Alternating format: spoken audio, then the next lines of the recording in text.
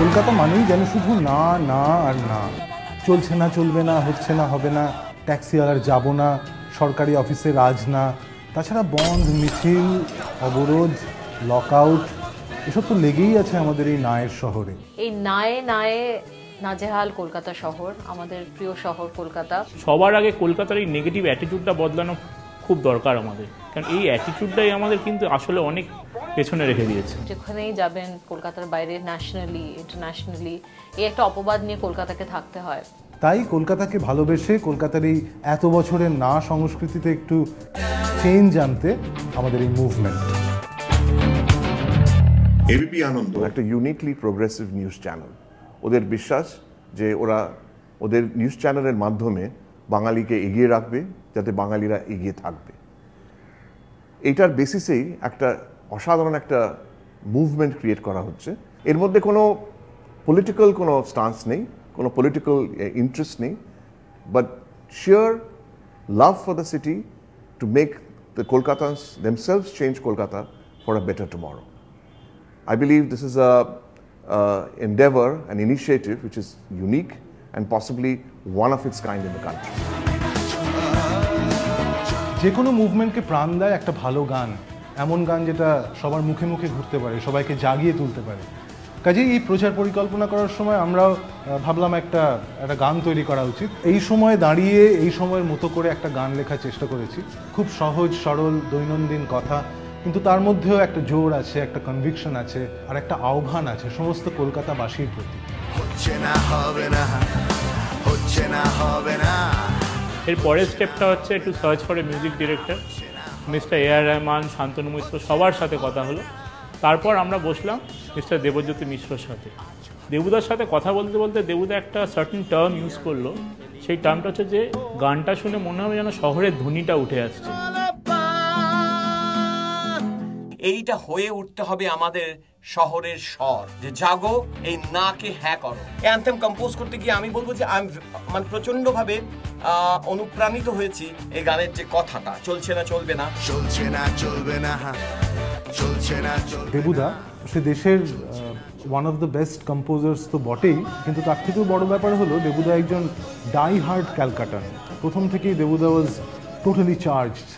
তারপর থেকেই মাঝে মধ্যে ফোন, বুঝলি সৌভিক, গানের এই জায়গাটা এরকম ভাবছি, এইখানে একটা কোরাস অ্যাড করা যায়, এখানে গ্রুভটা এরকম হবে।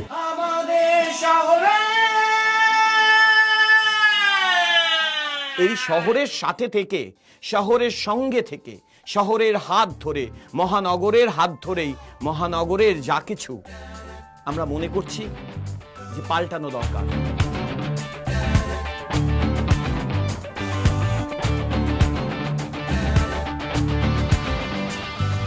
আমরা চাইছিলাম এমন একটা ভিডিও যা কলকাতায় এখনো হয়নি, যেটা স্পিরিটটা কলকাতার প্রপারলি ক্যাপচার করে। একটা পাবলিক মুভমেন্ট বা একটা গণজাগরণের ফিল দিতে চাইছিলাম আমরা। সোনিও প্রথম থেকে এই মুভমেন্টের সঙ্গে নিজেকে একদম ইনভলভ করে ফেলেছিল, হি ওয়াজ টোটালি ইনভলভ। তাই ভিডিওটার ভাবনা চিন্তার মানে প্রসেসটা ওর সাথেই শুরু হলো। প্রথম যখন সৌভিক আমাকে ফোন করেছিল এমনি একটা কাজ করব, একটা নেতিবাচক মনোভাব, সেটাকে কীভাবে ইতিবাচক করব, পজিটিভ একটা মুভমেন্ট করা হবে, এটা তো আমাকে সত্যি খুব আকৃষ্ট করেছিল। And I was very happy. তো আমাদের পুরো এন্টায়ার টিম মেম্বার ওপাশের সবাই আমরা আলোচনা করলাম যে কীভাবে করব। তারপর বালিগঞ্জ সার্কুলার রোডের একটা বাড়িতে এক দুপুরবেলা আমরা সবাই জমায়েত হলাম। সেখানেই দেবুদা গানটা কম্পোজ করলো। সত্যি বলতে দেবুদা এই প্রজেক্টে অসাধারণ কাজ করেছে। মানে এই ধরনের বা এই জনরার গান তো দেবুদা খুব বেশি কম্পোজ করেনি। একটা ফুল অন রক সাউন্ড, কিন্তু তার সঙ্গে গানটা মানে একটা 100% বাংলা গান, কোনো উচ্চারণের বিকৃতি নেই, আরোপিত কোনো ব্যাপার নেই আর কি। এখানেই ওর ব্রিলিয়েন্স, মানে এরকম একটা রক গান কিন্তু তার মধ্যেও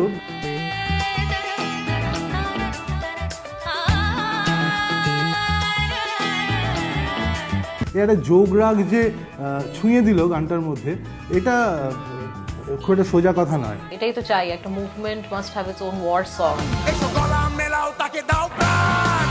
তো সেই ফ্রেজটা খুব সুন্দরভাবে কয়েন করা হয়েছিল, যে চলছে না আর চলবে না। কম্পোজিশন দাঁড়িয়ে যাবার পর এবার রেকর্ডিং। আমরা চাইছিলাম একটা পাওয়ারফুল ভয়েস, কাজেই বনির কথা ভাবা হলো। মহিনের ঘোড়াগুলি ক্রসউইন্ডের সেই বনে। চলছে না চলবে না, চলছে না চলবে না, স্লোগান হেঁকে হেঁকে দেয়াল লিখে লিখে বহুদিন হলো পার। তো আমরাও মুম্বাইতে গেলাম রেকর্ডিং করতে।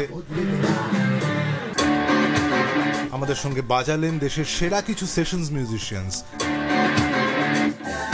তো মুম্বাইতে এক প্রস্থ রেকর্ডিং সেরে কলকাতা। সামন্তক, সোমছন্দা, জয়, তানিয়া, অম্বরীশ এরা ব্যাকগ্রাউন্ড ভোকালস গুলো গাইল।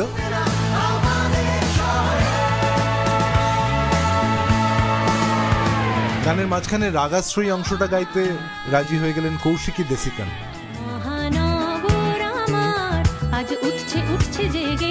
তিনি তো অসাধারণ শিল্পী, তার কিছু সূক্ষ্ম টাচেস দিয়ে গানটাকে একটা অন্য জায়গায় নিয়ে গেলেন তিনি।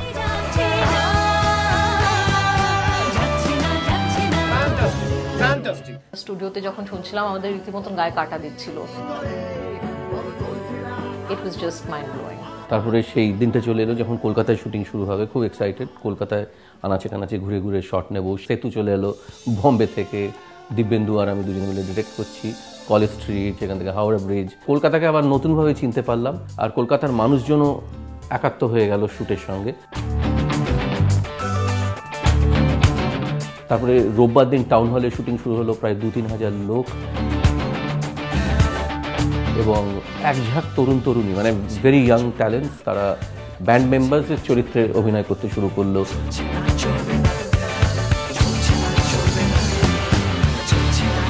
জিমি জিপ, স্টেডি ক্যাম, 5টা-6টা ক্যামেরা, তো নানা রকম অ্যাঙ্গেলসের শর্টস হচ্ছে, তো খুব এনজয় করলাম। আশা করি গানটা সবার ভালো লাগবে, সবাই গাইবেন, ইউটিউব, ফেসবুকে বন্ধু বান্ধবদের সঙ্গে শেয়ার করবেন।